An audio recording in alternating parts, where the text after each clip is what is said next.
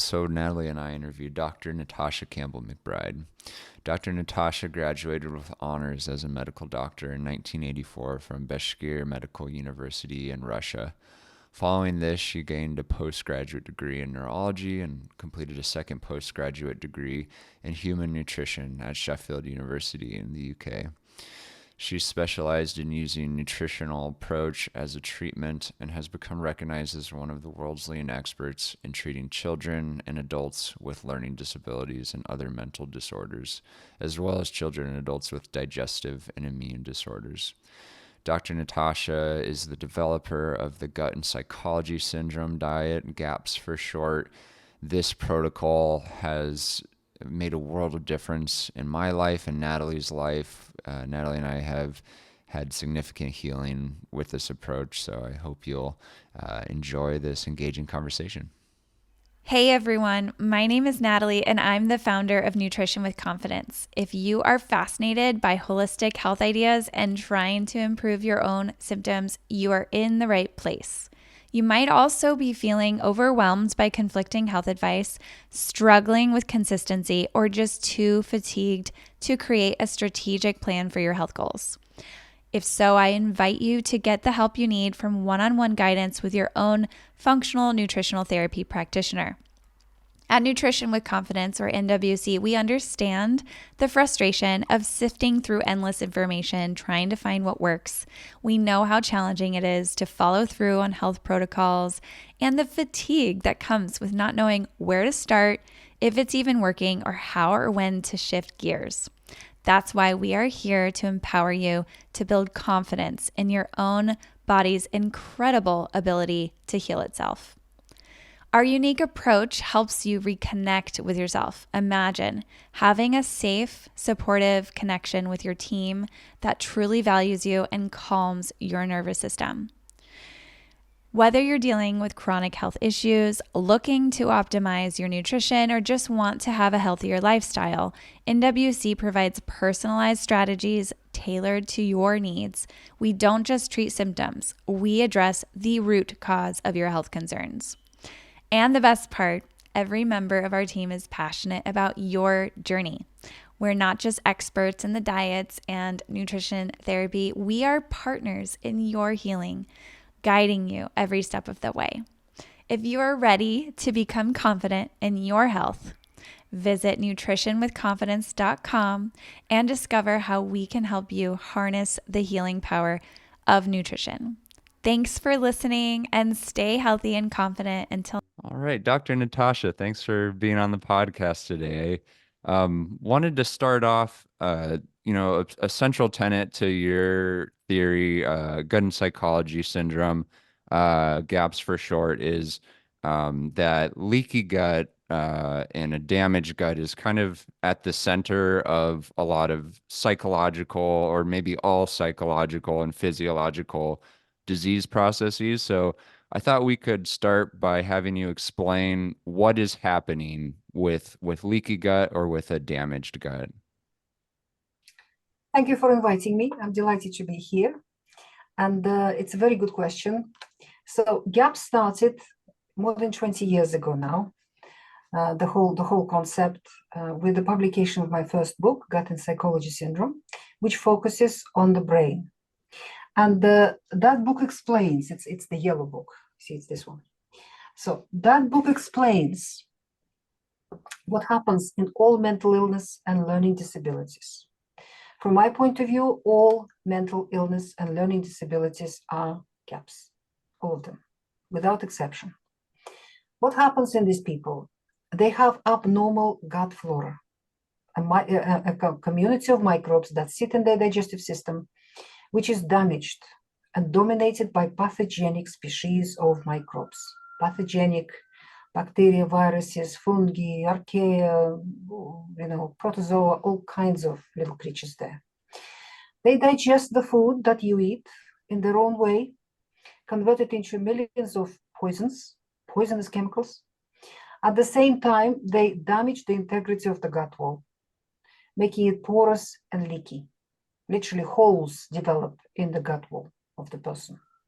So all these poisons absorb into the blood into the lymph. The blood and lymph carry them around the body, and wherever they take them to, they cause problems. They cause disease because they are poisons, they're toxic chemicals. When they get into the brain, they cause mental illness and they cause learning disabilities in children and adults. So that is the mechanism of all problems with the brain, all problems. And they can be as mild as just forgetfulness and not good sleep maybe, or emotional instability, or as severe as psychosis, schizophrenia, or autism, or oppositional defiant disorder, aggression, and other problems as such. So what we do with the GAPS Nutritional Protocol, we remove the root of the problem. We pull the problem out with the root. We heal and seal the gut lining. We close all those holes in the gut lining, and we change the microbial community living in the digestive system. We drive out all those pathogenic microbes, and we reestablish healthy, balanced, harmonious microbial community, which stops poisoning you and instead starts feeding you. So all your nutritional deficiencies disappear, your body rebuilds itself out of quality materials, and once the gut is fixed, once toxins stop coming in and nutrients start coming in instead of toxicity, everything in the body heals itself, repairs itself, and starts working properly. Yeah. Wow. And I'm curious, what are kind of the top culprits in terms of foods or toxic exposures that a lot of us are exposed to that contribute to this leaky gut and damaged gut? Well, we are all exposed to antibiotics. The main culprit are chemicals which are called antibiotics, which is anti-life, against life, that kill microbes. Different antibiotics kill different microbes. No antibiotic can kill everything. And the human body is a microbial community. We now, the Western science suddenly got interested in the gut flora in the last few years, and the research is piling in very rapidly. They're confirming everything we've been talking about for decades in the alternative health field. And what they've now discovered, that there is nothing microbe-free in the human body. You have microbes in your blood, in your heart, in your lungs, in your abdominal cavity, in your brain, in your eyes, in your skin, on your mucous membranes, in your joints, in your muscles, in your bones. Everywhere there are microbes. In fact, we now know that there are more microbes in the human body than there are human cells. So if you're afraid of microbes, you're afraid of yourself, because your body is a microbial community. And the majority of these microbes live inside your digestive system, in your large intestine, in your bowel. Why? Because the most powerful influence on any microbial community in nature is food. Where do we put food? Into our digestive system, of course. That is why the majority of that microbial community lives there, in the digestive system. And that is why food is the most powerful medicine for human beings. There is nothing more powerful that comes even close to the effect of food on health and disease, because your body is a microbial community. As soon as you change your diet, as soon as you start eating different foods, your microbial community changes very fast, very quickly, because microbes can produce trillions of babies per hour, literally. Everything happens very, very rapidly, very, very fast. And once you start changing that microbial community in your digestive system, that's the headquarters of the rest of your microbial community, called microbiome. And they will change the microbial communities in your blood, in your heart, in all the other organs, everywhere else in your body. Because in your gut, that's the big ministry, the big headquarters, the big Pentagon, of the whole microbial community that lives in your body. They command the whole microbial community. Wow. Can you go more into the depths of how that happens? Because I think a lot of people are so confused on how do microbes communicate from our gut to how do they communicate, or how do they send those signals? Do you know? It is Do we instant. know? It is instant. We have an amazing new science called biophysics, which is studying quantum phenomena and studying energies in this world. And microbes communicate with each other on a quantum level. Everybody communicates on a quantum level, actually. We just haven't researched it. So as soon as microbes in the gut know something new, the information is communicated instantly to the rest of the body. This is new research. We don't have a lot of evidence on this yet, but it's fascinating. On top of that, the microbial community in the gut produce lots of different, very powerful chemicals. For example, they produce almost 100% of your serotonin is produced in the gut and then transported to the brain to be used. Serotonin is our feel-good neurotransmitter. It's a chemical that keeps you content and happy and sleeping well and feeling well and being positive. Almost 100% of this chemical is produced in the digestive system with the help of the gut flora, with the involvement of the gut flora. When the gut flora is abnormal, the production of serotonin drops quite dramatically. And as a result, the person becomes depressed and negative. Another neurotransmitter, dopamine, well researched. So some 70-80% of it is produced in the gut and then transported to the brain. That's our motivational neurotransmitter. If the gut is damaged, then it's not being produced, or it's being produced in excess, and that would cause all sorts of behavioral problems. If it's not produced enough, the person becomes, again, depressed, and in a mode, what's the point? They can stay in bed all day long and they don't want to get out of bed or wash themselves or brush their hair or do anything else. They're deeply depressed. GABA, 100% of it is produced in the gut. That's another neurotransmitter. Without it, we get anxiety. And there are hundreds of these neurotransmitters, absolutely hundreds of them. All of them affect everything in the body, the brain, the rest of the nervous system, and other organs too, not only the nervous system. Then this microbial community produces hormones. Every microbe produces hormones.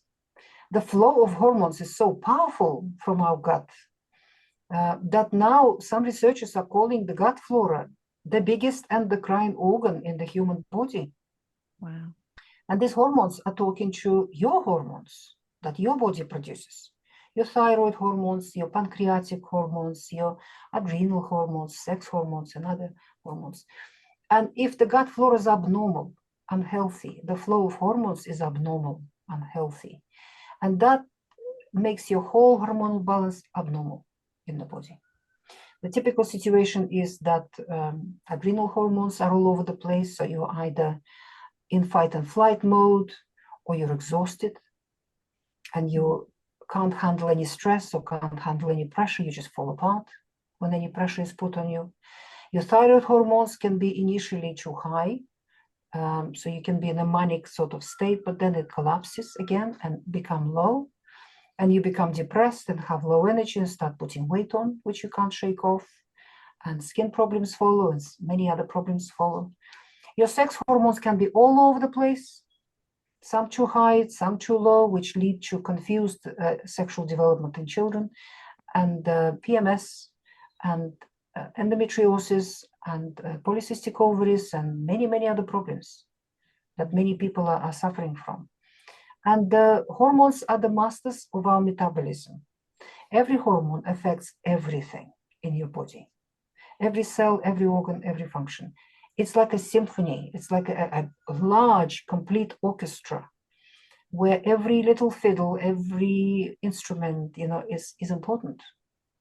You can't remove any of them. And only if everyone plays at the right moment and the right tune and at the right volume, then you have a beautiful symphony. But if any of them are not playing the right way, there are too many of them, or too little of them, or there is an imbalance, then your body is not playing a symphony, it's playing a cacophony. Because disease is a cacophony. A healthy human body lives on harmony, on balance. It's harmonious. That's why it plays beautiful music, where disease is cacophony, because it's chaos, it's chaotic.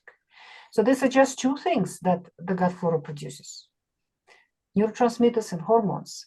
But then there are millions of poisons, downright poisonous things that come in, and they're all very active, and they all, produce their own symptoms in different organs and play through enzymes, and they cause nutritional deficiencies, and they cause inflammation, chronic inflammation in the body, and they cause autoimmunity and all sorts of other problems. So every disease begins in the gut. That's not my idea. That was pronounced by the father of modern medicine, Hippocrates, thousands of years ago. And today we know he was absolutely right. Indeed, every chronic disease, mental and physical, are born in the gut. And the problem is, so coming back to antibiotics, what do these chemicals do, these anti-life chemicals? They kill microbes. Your microbial community in the body and in the gut certainly work on harmony, on balance. It's just like that big orchestra, remember? So every species are important, they all should be there, and they should be in the right proportions. But when you take antibiotics, they kill off a portion of that microbial community. So the rest that's left there grows out of proportion, because all of these microbes control each other. They don't allow each other to get out of control, to overgrow and start causing trouble. So if you killed a portion of them, then the rest get out of control, they overgrow very quickly, and they start producing toxins. From being benevolent members of a balanced community, they become pathogenic. They start causing disease. Where do these antibiotics come from? Of course, many people take them as prescription from doctors, and that's used to be the only case. But now we know that majority of agricultural chemicals that our farmers are spraying on their fields and on the crops are antibiotics in their nature. And one of the most powerful ones, a broad-spectrum antibiotic, is glyphosate. That's the herbicide Roundup. Many people believe that Roundup is innocuous, and some people even spray it on their lawns and on their driveways where their children grow. This is a broad-spectrum antibiotic, and it's very toxic. It's very dangerous. And the problem is that the industrial farmers in the Western world use it many times during the growing season of a crop, and then they use it just before harvesting the crop on majority of crops, because glyphosate desiccates the crop, it dries it up, and it's easier to harvest, particularly if the weather is rainy. Then the farmer just would spray that, and it'll be easy for him to harvest. They do that with wheat and rye and barley and sugar beet and rapeseed and soya and many, many other crops. So every piece of bread that you eat is full of glyphosate, because the grain was covered in it just before it was harvested. Anything made out of flour, anything with sugar is full of glyphosate. And if you're buying food in a supermarket, everything you eat is full of glyphosate and other chemicals too. So you are eating antibiotics for breakfast, lunch, and dinner, and in between. You're damaging and damaging and damaging your microbial community in your body. And you're creating chaos there, you're creating cacophony in that orchestra, and that will always result in a disease. I think it's so fascinating to me how there's this focus within agriculture on, just killing the problem, right? Is killing the weeds with pesticides, and how it parallels, killing whatever is being targeted with antibiotics. I remember Will Harris, he's a regenerative agriculture practitioner here in the United States, and he talked about how for a long time he was just focused on killing weeds, right? And he was just getting burnt out and tired, and then he shifted his thinking and started focus on you know making his cows happy, right? So moving them around the pasture, and now he focuses on supporting life, and it's just such a amazing paradigm shift there. And I would love to hear some of your clinical experience. I'd love to hear like some stories, perhaps, maybe clinical or maybe from, I know, you know, tens, hundreds of thousands of people have experienced a lot of healing from the GAPS diet, and maybe you could tell us a story of uh, someone who came to you and went through this healing process. I have a whole book of stories. There we are. They're GAPS stories. They're called GAPS stories. And because I receive letters from people from all over the world all the time, emails. So one year I contacted all these lovely people and asked them to give me permission to publish their stories as a book. So that's what I've done. It's called GAPS Stories. And there are 52 stories there, half with children and half with adults. And practically every disease is there, you know, and these people, most of them never had any consultations with me or anybody else. They just bought my book, they followed the diet, and they recovered. And they recovered not only from every mental illness, from schizophrenia to bipolar disorder to depression, anorexia, autism, dyslexia, dyspraxia, hyperactivity in children, to autoimmune illnesses, chronic fatigue syndrome, fibromyalgia, neuropathies, narcolepsy, eczema, psoriasis, polycystic ovaries, chronic cystitis, every digestive disorder, heart disease, asthma, eczema, allergies, anything at all, any kind of disease, people recover. And I'm getting more and more people who come to the same conclusion. And it's very interesting how they actually repeat the same thing when they recovered after they've taken several years. The more severe the situation is, the longer it takes to recover, of course, logically, naturally. The milder the situation is, the quicker people recover. So I have a few people who recovered from multiple sclerosis, which is considered to be incurable. It's a debilitating illness which affects young people. You know, people get ill with it quite young. And then after suffering for years and years, they're usually taken away by that disease. So I have quite a few people who recovered, and many of them say the same thing. Thank God for multiple sclerosis. Because this disease made them change their lifestyle, stop in their tracks, turn around, change their life completely, take a different direction in life. And it made them to grow spiritually. So they finish up being different people altogether when they recover. They would never go back to the lifestyle that they had before, to the way they used to eat, to their attitude to the planet, to other people, to the land, you know, to the animals, to everything in life.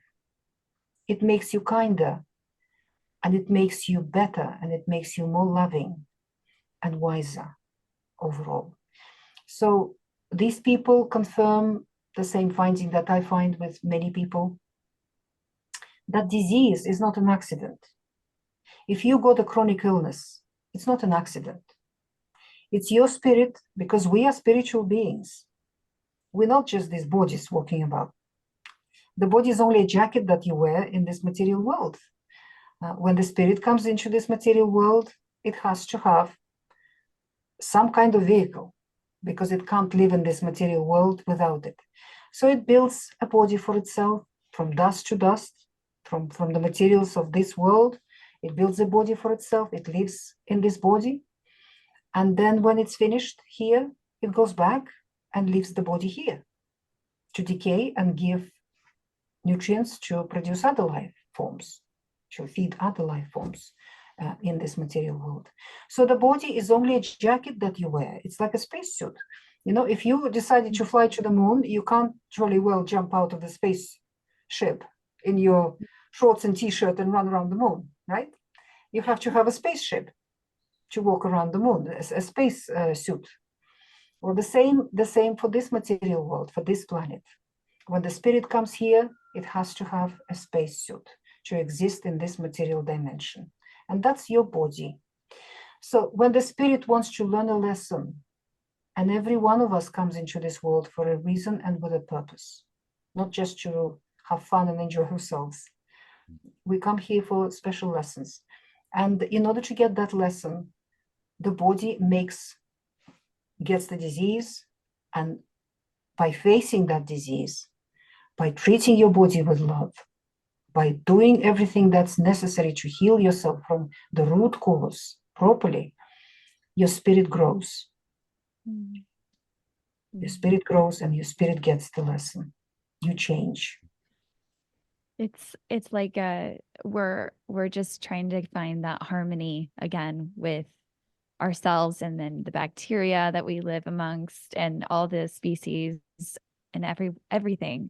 That's kind of what I'm hearing you say, and so hopeful for people to take a disease, something so negative in our culture and something physically just doesn't feel good, to turn it into something of hope and harmony.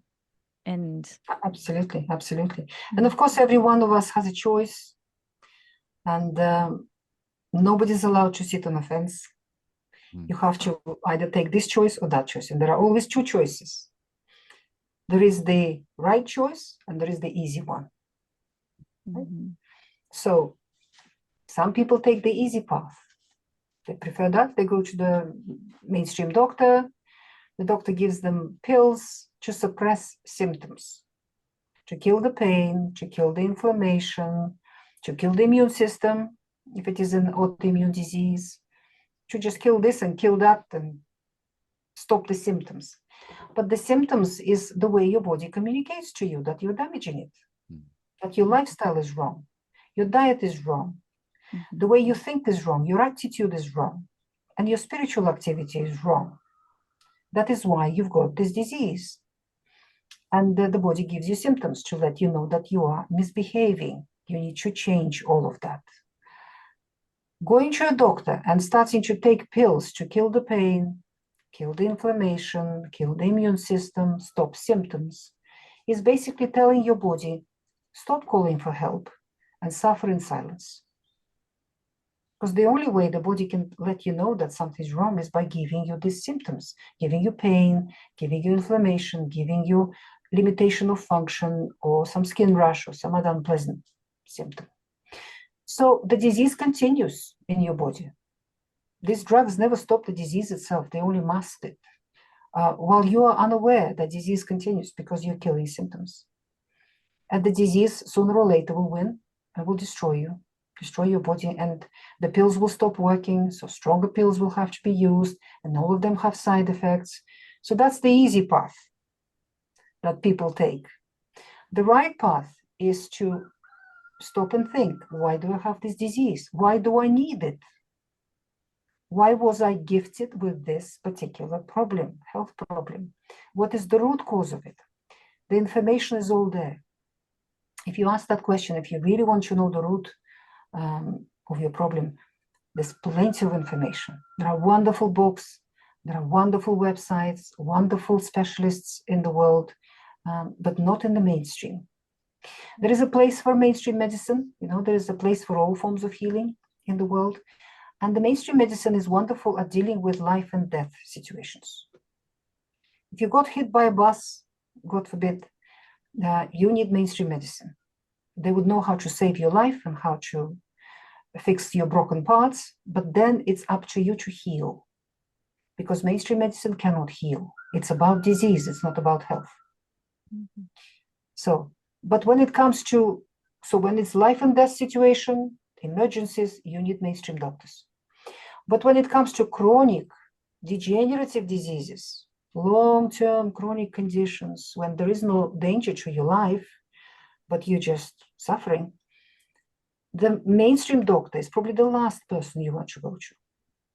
All they can do for you is just make you feel a bit more comfortable by suppressing your symptoms. That's all they will do for you. They do not know what is the root cause of your disease. They haven't got any ability to find that out, and they will not be able to help you on that path. So you need to look at your diet. Remember, your body is a microbial community. The most powerful influence on any microbial community is food. Food. So the first thing you need to look at is, what am I eating on a daily basis? Where is my food coming from? We all, any person who wants to heal from a disease has to abandon supermarkets. They're so convenient. They make our life so easy. You just push that trolley. It's so comfortable. You're just throwing those packaged things into there, But you're buying disease, because who stocks the shelves in the supermarket? Industrial agriculture. Full of chemicals, full of terrible practices. So your food that you're buying in the supermarket is full of toxic chemicals, full of antibiotics, first and foremost, and has low nutritional value. You are not feeding yourself. You are actually starving your body, causing imbalances in your body, and you're damaging your microbial community, which is your body. Your body is a microbial community. You're attacking your microbial community. On top of that, what you need to understand, that food is information. What kind of information you're putting into your body when you eat food from a supermarket? You're eating information of greed, abuse, suffering, and grief. How is that information going to give you good health? The only information that gives us good health is the energy of love. Love, that's the only thing. Nature has been created from love. Nature is the solidified energy of love. That is why it is so beautiful and so infinitely functional. You just have a look at any leaf, a blade of grass, a whisker on a cat, or a dog. Look at your eye, look at your skin, at your fingers, at yourself in the mirror. It's a miracle, because all of it has been created out of energy of love, only love. If it was created out of energy of greed, or suffering, or abuse, or grief, this world would not exist. So if you want health, if you want happiness, if you want good life for yourself, then you have to abandon supermarkets. Go to your local farming market if you're in the city, farmers market if you're in the city. Talk to these farmers, ask them, can I visit your farm on a weekend? Get their contact details. A good farmer will have nothing to hide. He'll be very happy for you to come and visit. So on a weekend, put your kids in the car, get your dog, have a lovely day visiting a farm, going out, visiting a farm. Have a look how the animals kept, how the birds kept, how the vegetables grown. And look in the eye of that farmer. Is this a good person that you can trust? And have a look, are there any bags of chemicals lying about, or refrigerators full of vaccinations and antibiotics for the animals? Farms like that, industrial farms like that, they would not let you come in. They've got gates, big metal gates with locks on them, and danger, and don't come in, and they have chemicals all over the place, and they have these refrigerators full of pharmaceuticals for their animals. So a good farmer like that. And once you found a farm like that, start buying all your food exclusively from these farms. You might need 2 or 3 or a few farms like that. So all it will take is just organizing yourself to go every weekend and getting your weekly supplies, bringing them home. Not only you will feed your family the food that will make you healthy and happy, because it's full of information of love, this food, because this farmer loves his animals, loves his birds, loves his soil, loves his vegetables, and he does everything from love in the best possible way. You'll be eating information of love, and as a result, healing yourself and healing your family. But on top of that, you'll be supporting a good farmer, because governments in the Western world support only industrial agriculture. They give them subsidies and they make lives easy for them.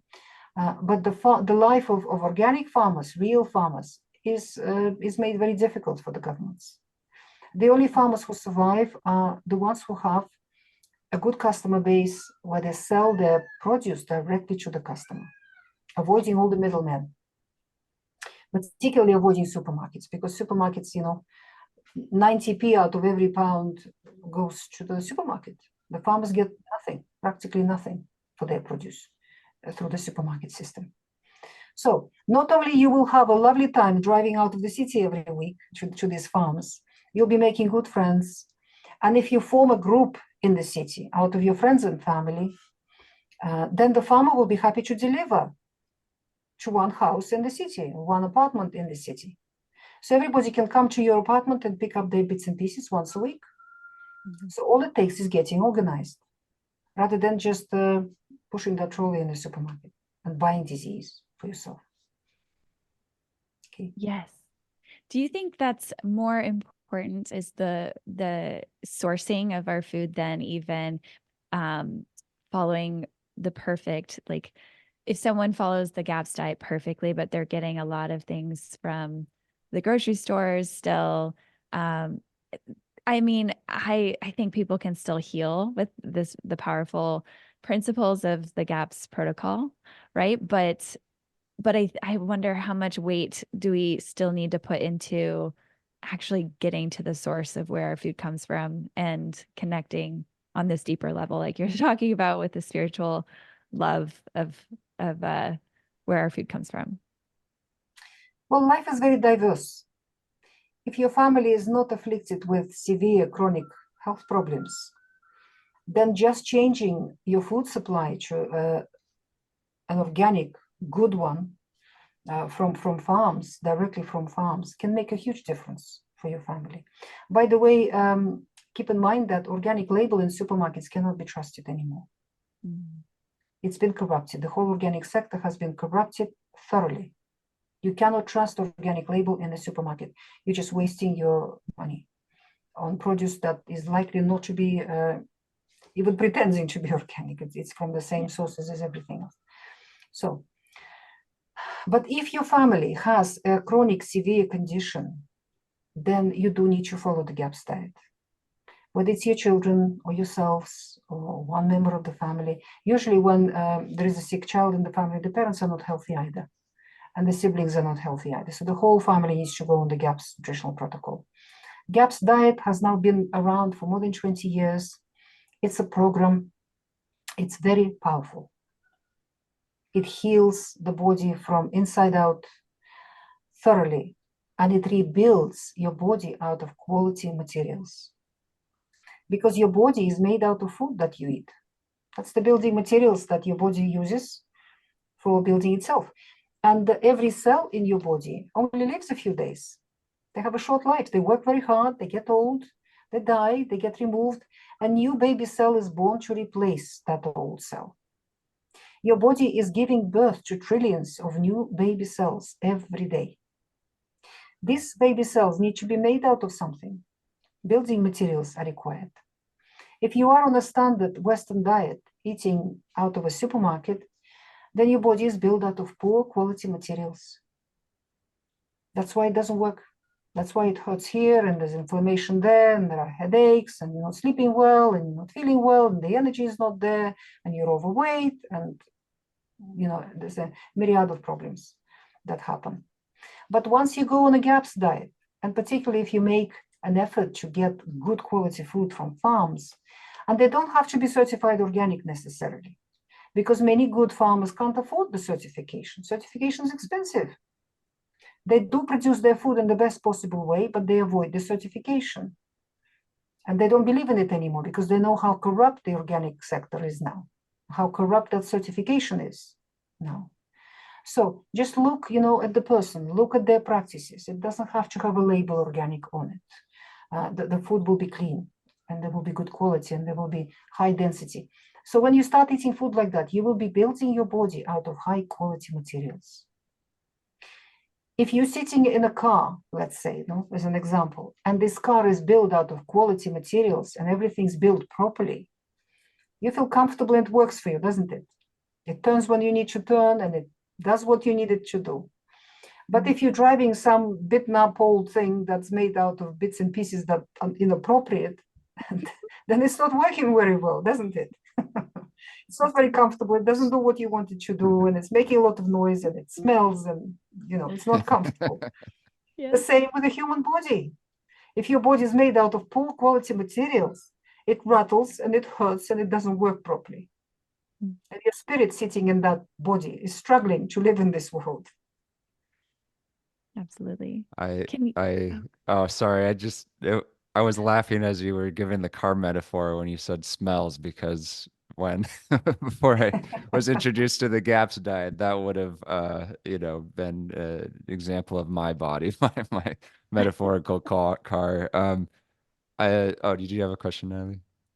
I was just gonna ask about these, building blocks to our body and rebuilding our intestinal cells and the microvilli and leaky gut with the GAPS diet. Um, well, there's a couple of questions that I have, but tell us about those nutrients that are really important and where they come from and the types of food that we can eat to rebuild. Well, the GAPS diet removes all the foods that are difficult for human beings to digest and that do not provide the human body with good nutrition. And it focuses on foods which are easy for human digestive system to handle, to digest, to break apart, and which provide dense nutrition for the human beings. And here we come to a big propaganda that's going on in the world nowadays, and that is pro-vegetarian propaganda. Our governments, Western governments, which are really corporations themselves, and they are ruled by global corporations. And it just appears that the same people own all the global corporations around the world. It is profitable for them to produce plant matter on a large scale. Arable agriculture is profitable because the scientists have worked out all the hybrids of the plants and all the chemicals and the machinery is there. So one man can serve thousands of acres of land. There's a machine for this and there's a chemical for that. And then there are the seeds that are hybridized and pelleted and coated in chemicals.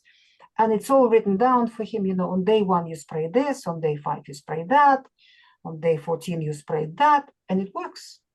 Not a weed on those fields. Perfect fields with perfect looking crops. What's inside these crops? Nobody's asking in the mainstream. They have poor nutritional value and they're full of chemicals. But yield is God in farming. They get the yield, they get their money, and then the government adds its subsidies to these farmers as well. So growing plant matter on a gross scale is easy, profitable, they can do it. And one person, and you don't need human beings. And very soon all of these machines will be robotized anyway. It's already happening. So even a man is not necessary anymore to sit in that tractor. A robot will do the whole thing on the field. Human beings are not necessary in that type of agriculture anymore. It will be all done by robots. But when it comes to animal husbandry, producing meat, milk, and eggs, that's where industrial agriculture has a great big headache.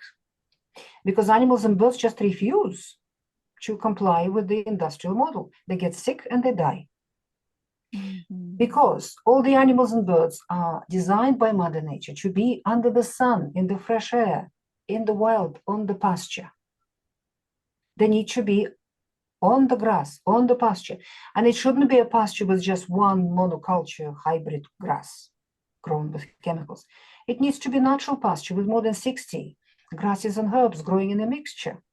Then the cow will find the right herbs for herself every day because she knows what herb she needs to stay healthy. Whatever she has going on in her body, she knows now I need dandelion right now, or I need this right now, or I need that right now. And she'll find it on a diverse organic pasture like that. What does industrial agriculture do? It takes all these animals off pasture because it wants to plow everything and grow these commodity crops, for profit, and locks all these animals and birds in prisons.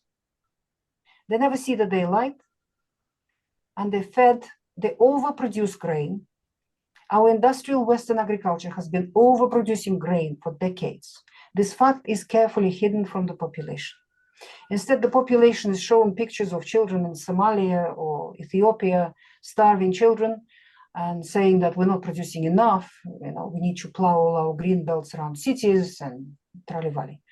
They're dumping grain into Atlantic Ocean every day, every year. because they overproduce it. So what they do, they overproduce this grain and then they feed it to these poor animals and birds locked up in prisons. Grain is not an appropriate food for them. Mother Nature didn't design them to eat grain. I'm an organic farmer. When my grass goes to seed, my cows don't eat it. They refuse to eat it because they know that the grain will make them sick. You have to provide them with grass. They may eat a little bit, as a piece of chocolate, a little bit per day, but they want grass.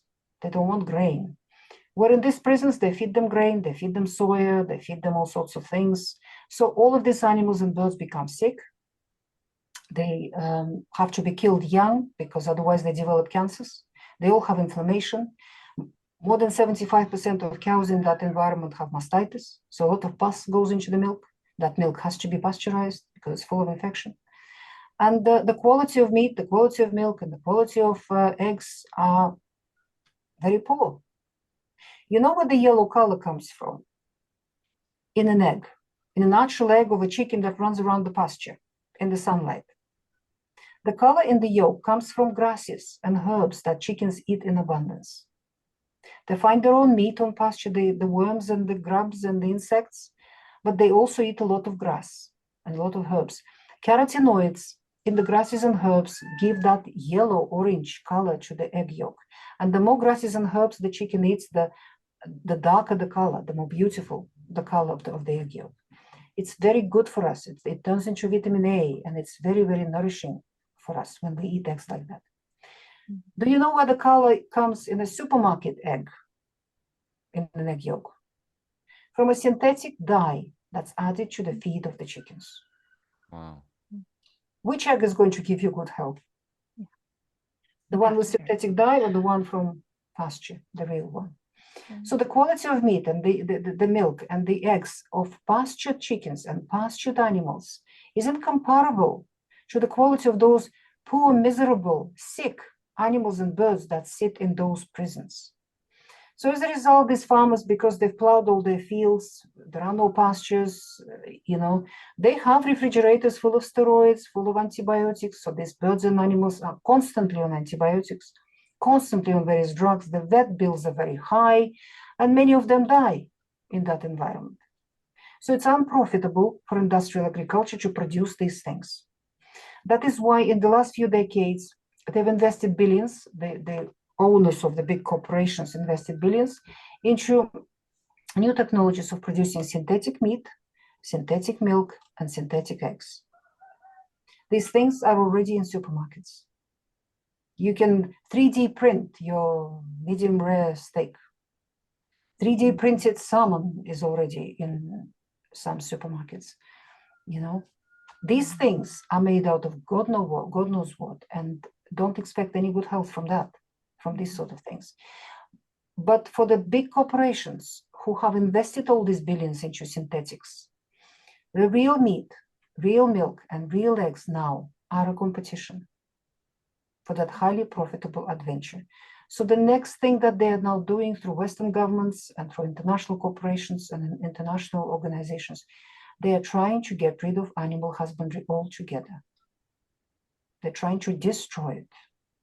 They're doing it slowly, step by step. They have their plan. They're very well organized, impressively well organized. So if people continue being asleep, they will lose natural meat and natural milk and natural eggs in a few years, or possibly a decade, a couple of decades. So to summarize, for industrial agriculture, it is easy to produce huge amounts of plant matter and very difficult to produce meat, milk, and eggs. And it's not in their interests now. It's unprofitable for them, and it's not in their interest because they're now invested in the synthetics. When it comes to organic farming, these two things swap. I'm an organic farmer. I've been, for the last 12 years, I've been an organic farmer, and I've learned a lot because my animals and chickens teach me all the time. So producing meat, milk, and eggs on an organic farm is easy. Easy and takes 1 hour in the morning, 1 hour in the evening. The rest of the day is free. You can even hold a full-time job. That's what I'm doing because I work. So You just provide them with pasture and they look after themselves. They know how to find their food. They know how to be healthy. They've got the sunshine, so they produce vitamin D in their bodies, so their immune system is healthy. They're healthy, happy, beautiful animals, and they give us high quality meat, milk, and eggs, and it's easy. When it comes to producing vegetables, however, growing vegetables or other crops, that's where all the hard work is on an organic farm. Mm-hmm. Because you can't use chemicals and you can't use machines, and everything has to be done by hand, using natural methods and making the soil rich and strong. The weeds are just never ending. And some farmer sprayed something and all the insects ran away from his field and found my organic farming. So the yields are not predictable. One year, every year is different. The rainfall is different. The weather is different. So one year you get lots of carrots, but no cabbages. Next year you get lots of cabbages, but no carrots. And you can do everything by the book, but your yield is completely unpredictable. You may get a lot or you may get nothing at the end of all the hard work. And the work is pretty much full-time, vegetable gardening, full-time. So you ask any organic gardener or farmer, and they will tell you that it is impossible to feed even one vegan or a vegetarian out of a private organic farm for a year. It's impossible. You need industrial agriculture to feed large numbers of vegetarians and vegans in the world. Unfortunately, vast majority of vegetarians and vegans do not have their own gardens. They buy everything in supermarkets. They live in the cities. They're very far away from nature, far away from the soil and land. They have no idea of what the reality is, how the food is grown and what really is happening there. And the powerful propaganda that is put out in the world, professional propaganda, professionally designed, presses on ignorance and emotions. So many young people fall for that. These corporations, they film their own prisons where the animals are standing in their own excrements and are fed inappropriate food and they're all sick and unhappy and unhealthy.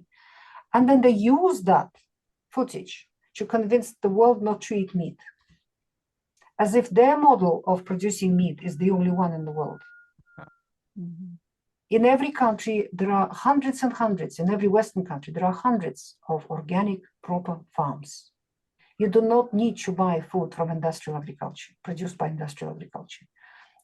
I recommend that everybody stops going to supermarkets. We need to abandon that completely. There are hundreds of good organic farmers which produce proper meat, proper milk, proper eggs. Their animals are healthy, happy, and they're loved. They have a healthy, happy life. So that meat and that milk and those eggs are full of love, are full of happiness, and will give you good health. And there is no abuse of the animals at all. All it takes is just not going to the supermarket, but looking for, organizing yourself to get proper food. So I've written a book on this subject. This is just one chapter I've explained. It's called Vegetarianism Explained. It's not a big book. It's got nice pictures. And I've written it specifically for youngsters, for the young people who fall for this propaganda. And what I explain in this book is that Mother Nature gave us two groups of foods: animal foods and plant foods. And these two foods work very differently in the human body. The solid scientific fact that we've known for 100 years now in our sciences is that the only things on our planet that can digest plant matter are microbes. Nobody else can digest plants on our planet but microbes, microbial communities. Mother Nature used that scientific fact in designing the digestive system of a cow, or a goat, or giraffe, or deer, or antelope, or another herbivorous animal. These animals are given enormous stomachs, several stomachs, the whole group of stomachs, enormous things, full of microbes. So the cow doesn't digest the grass herself.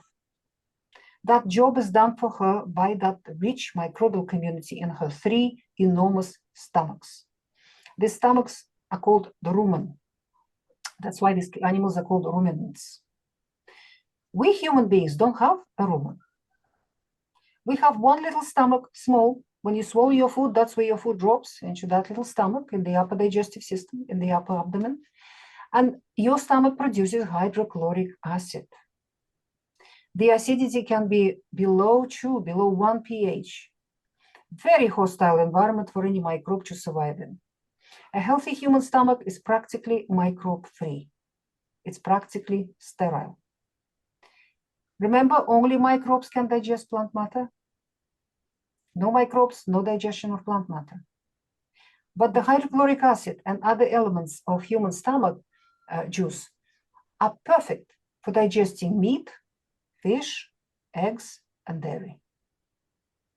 So these animal foods are the only foods that human digestive system can digest properly in your stomach. Plants are indigestible for us.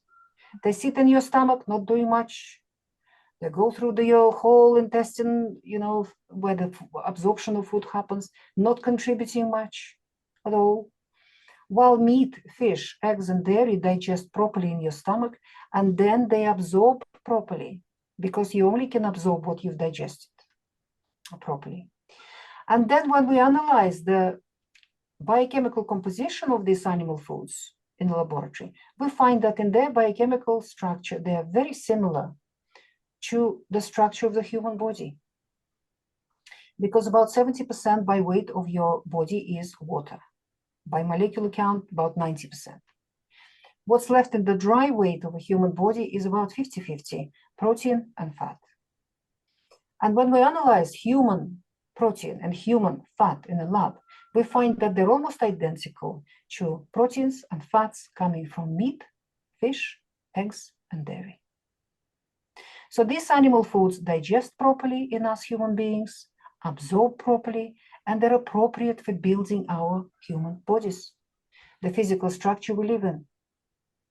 Plants contain lots of proteins and lots of fats, but their biochemical structure is completely inappropriate for building our protein and our fat.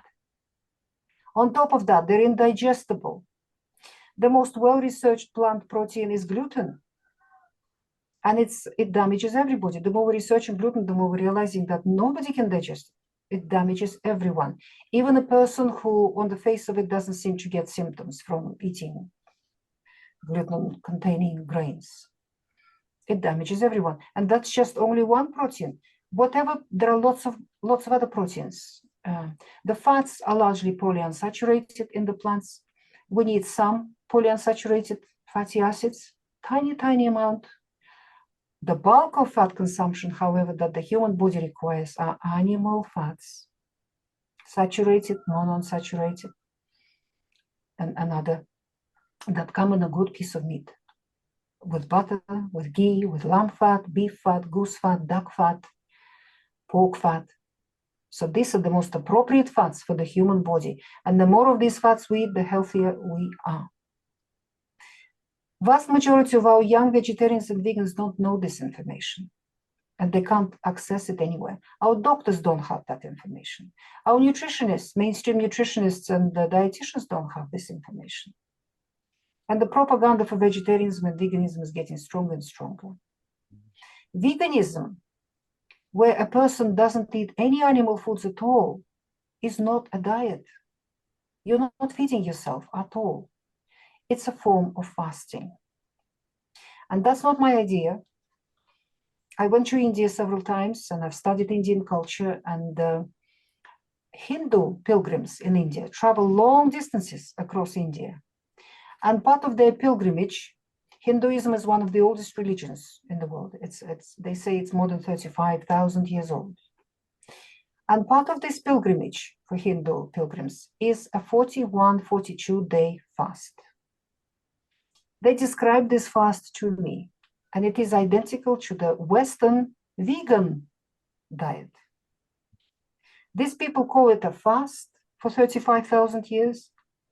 They say it's very difficult, and they only do it for 42 days maximum. They would never fast longer than that. Because plants do not feed us, but they are powerful cleansers. That's why we eat them. They keep us clean on the inside. And they feed the microbial community in the lower bowel, in the large intestine of our bodies. So when you go on a vegan regimen, you are fasting, you're not feeding yourself to any degree, but you are cleansing in a powerful way. There are many people in our world who are toxic. They've accumulated a lot of toxicity in the Western world, who are overweight in particular. A cleansing fast is a good idea for them. So when they go on a vegan fast, they start feeling better because a cleaner body feels better than a toxic one. And that is the time when they write their evangelical blogs and even books and try to convince the whole world that veganism is the way to go. But then at a certain point, the body will finish cleansing. And it'll become hungry. And it'll tell you, I finished cleansing now, I'm hungry, feed me. And the way the body will tell you that, it will give you desire for a roast chicken, for bacon and eggs, for a pot of cream, for a piece of cheese, for some food of animal origin. Problem is that many vegans in our Western world are doing it for emotional reasons, political reasons, religious reasons, and they've already committed to veganism and try to convince all their friends and family that that's the right thing to do. They don't listen to their body. They force it to continue cleansing when the body is asking to be fed. And at that point, the body has no choice but to start breaking down less important tissues, your bones and your muscles, to feed vital organs, to feed your heart, your lungs, your brain, your liver, your digestive system, to survive. So they start losing muscle mass, bone mass, brain mass.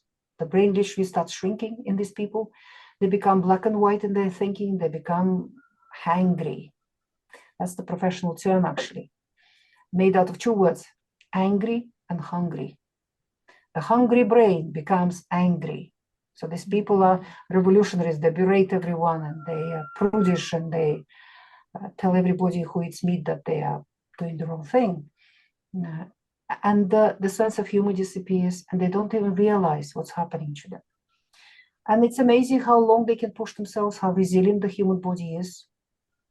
Some vegans manage to survive for years on a cleansing regimen, but all of them finish up in the same situation when they get so ill, so exhausted, so run down that they have no choice but to start eating meat again. They become recovering vegans or recovering vegetarians. And it takes them many, many years to recover. And many never manage to recover fully. So that's what I explain in that little book.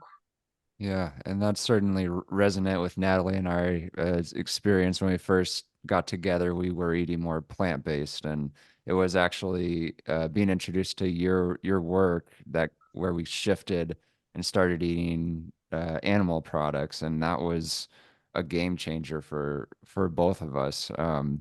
In preparing for this interview, Natalie and I were talking, and we were curious. What does an average day for Dr. Natasha look like? Like when you wake up, what do you do? What are some of the lifestyle practices you do? What do you generally eat? What are some of your habits on a daily basis?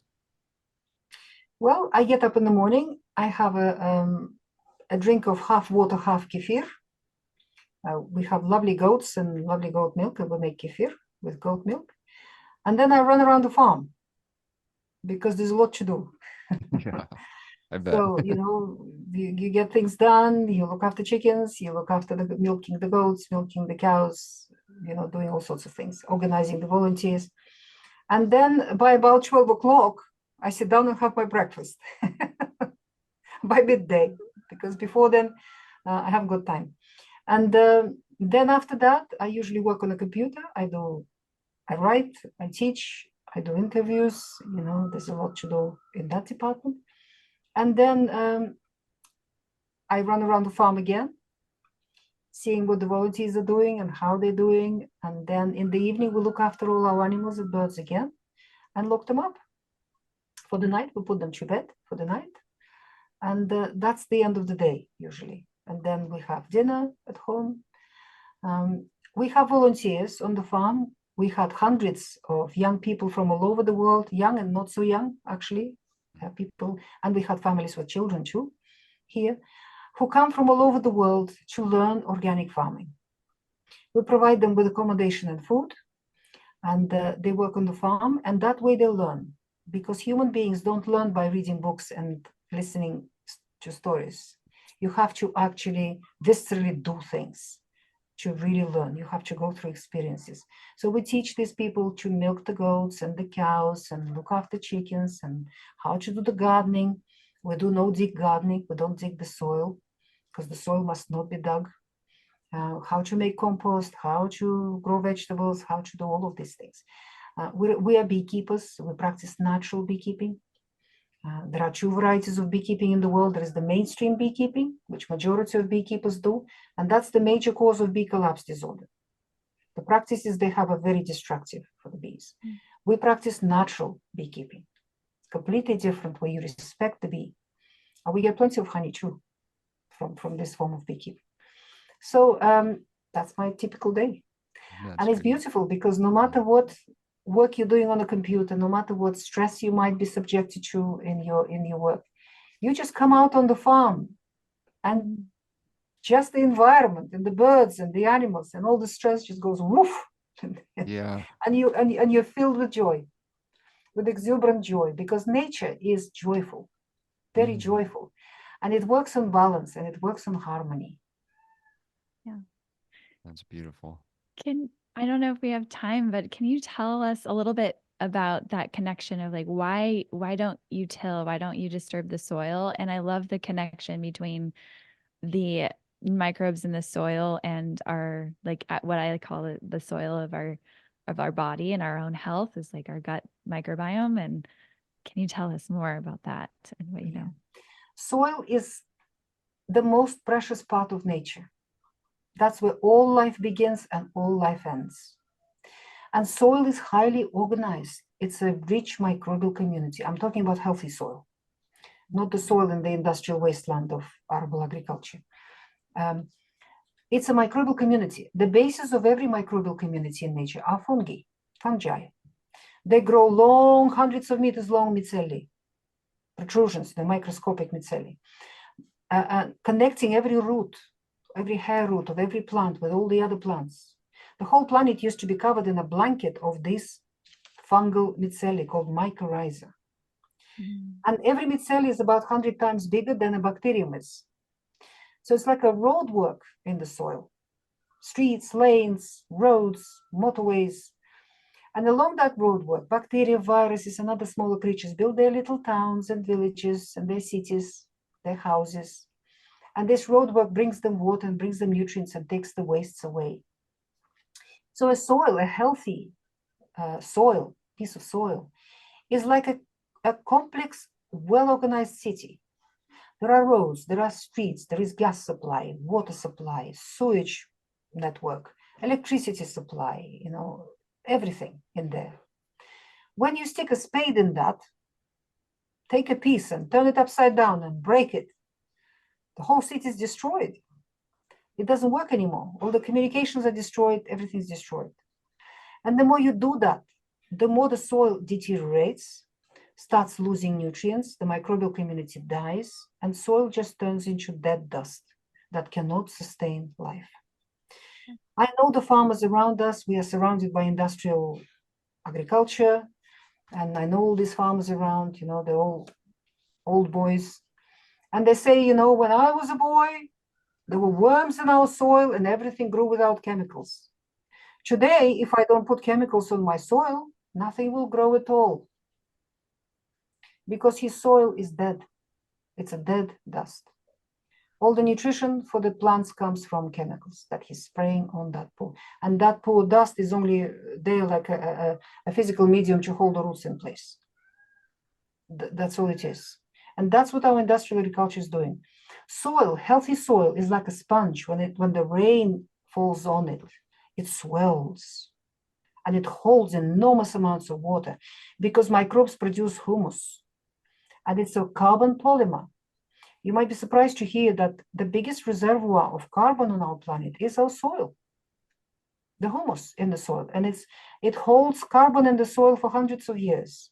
And when the rain comes, that humus swells like a sponge. It absorbs, 100 times more water than its weight, probably, somewhere there. And whatever water runs off these fields with pastures, with healthy soil, runs off clean. You can drink that water. But what happens on the arable fields where the soil is constantly plowed and tilled and sprayed with chemicals? So there is no microbial community. There is no humus. Every time they plow and apply chemicals, the humus is destroyed and it's released as a carbon into the atmosphere. And then they apply nitrogen fertilizers, majority of which is released into the atmosphere as methane. The major source of methane in the atmosphere are nitrogen fertilizers.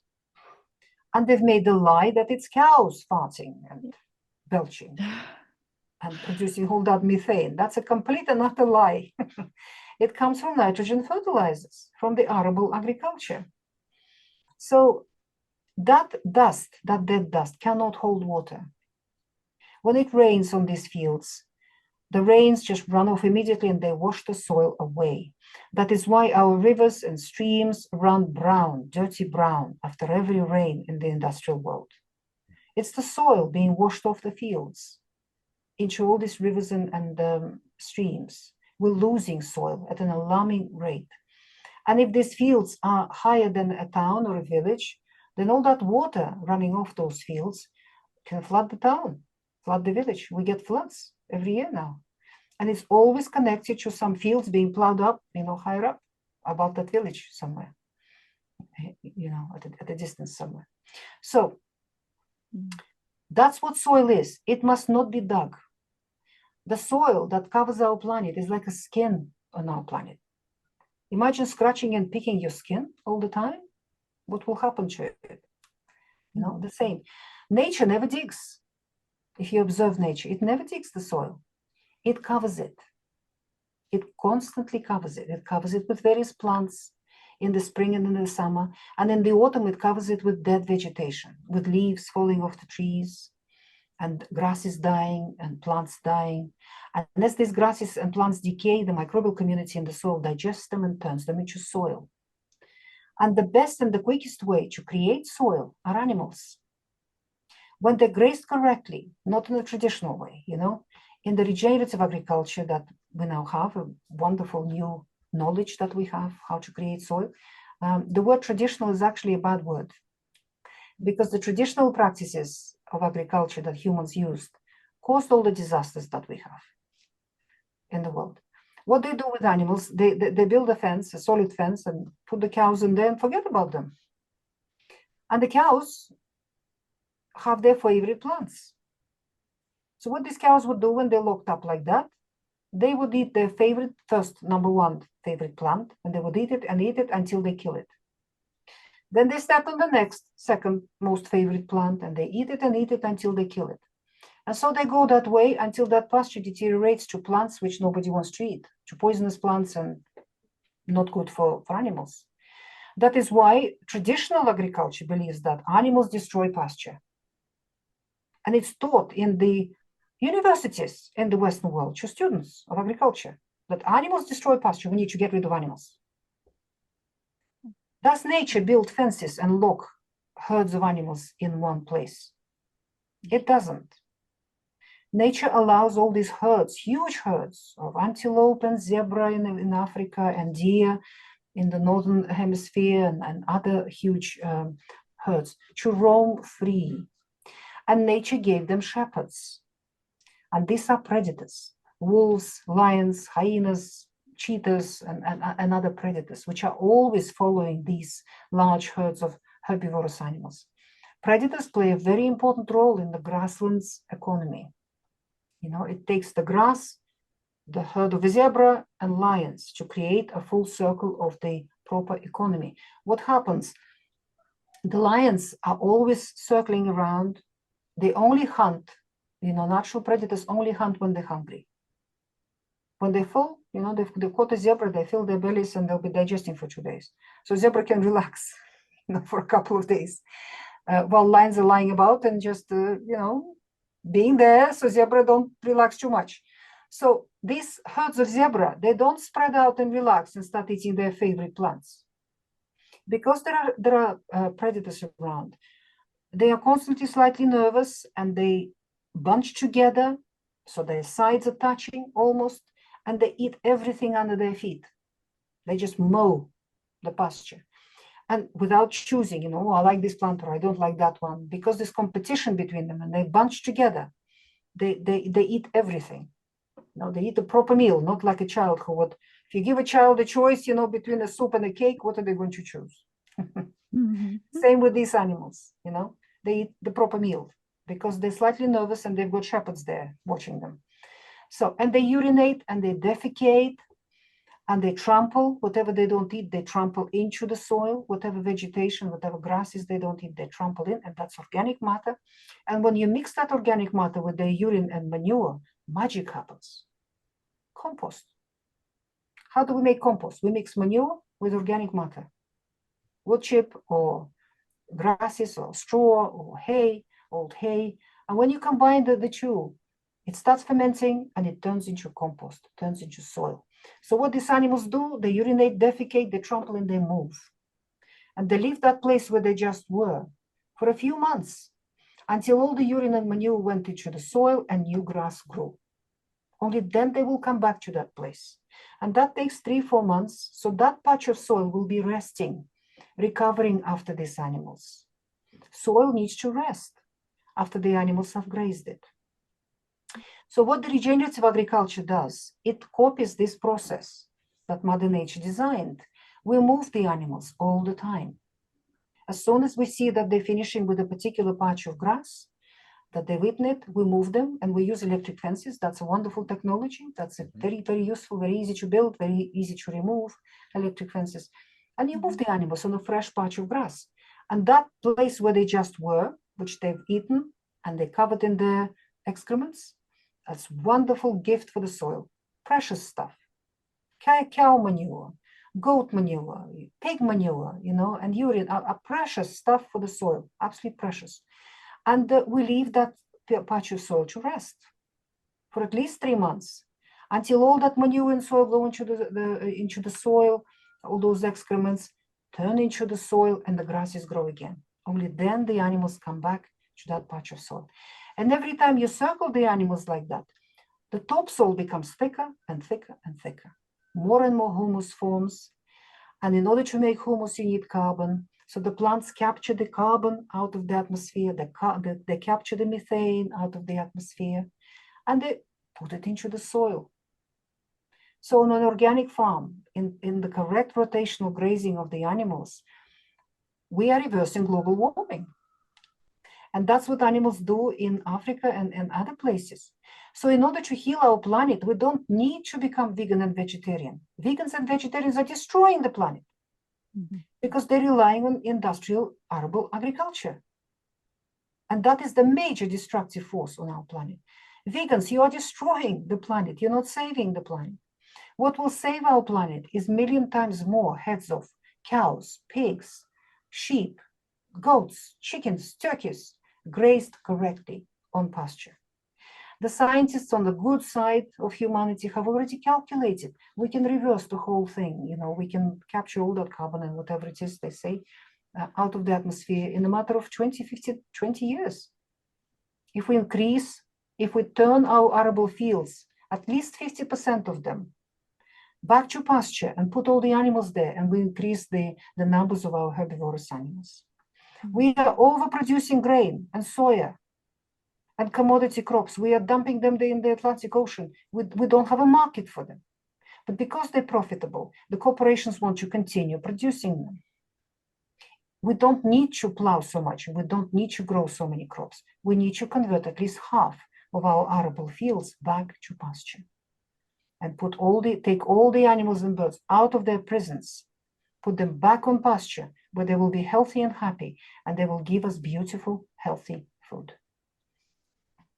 Well, I'm in full agreement with you there, Dr. Natasha, and I wish we could keep talking for another hour on this because there's so much to unpack here. And I just wanted to reflect of, you talking earlier about love, and as you're talking, I just see your love for the landscape that you manage, your landscape for the livestock you manage, your love for humans around you. And the word that kept coming to my mind as you've been talking today is connection. I think the supermarket disconnects us, right? It disconnects us from where our food comes. But you just keep speaking to the importance of connection with our bodies, right? What are our bodies telling us? Connection to the landscapes around us and where our food comes from, which is so important in healing our body. And so I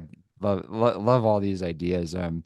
In closing here, I'd love for you to share anything that you're wanting to direct the listeners to. If people are interested in learning more about your work, we'll link your website in our show notes. Is there anything else that you want to share with the listeners about how they could get in touch with you, perhaps, or more of your work? My website is gaps.me, M-E. There are many GAPS websites online because many GAPS practitioners are running them and recovered people running them. I only have one website, gaps.me. And I have a blog, which you can find on the website. There's a link there. And we have a gapstraining.com. All our courses are online. We train GAPS practitioners, certified GAPS practitioners. We have thousands of them. They're very busy people all over the world. They work in different languages, in different places. We have GAPS coaches. That's another profession of people who went through the GAPS Nutritional Protocol. They don't have a qualification necessarily to become a practitioner, but they're experienced in the GAPS diet, and they want to share it with other people and help other people. So we give them a qualification, a GAPS coach, and you don't need any prior specific qualifications to join that course. And if you go on the gapstraining.com, you will find many other courses, extremely valuable. We have a course for young parents who already have a baby or are planning to have a baby, and they want to make sure that the baby is healthy. That's our GAPS baby course.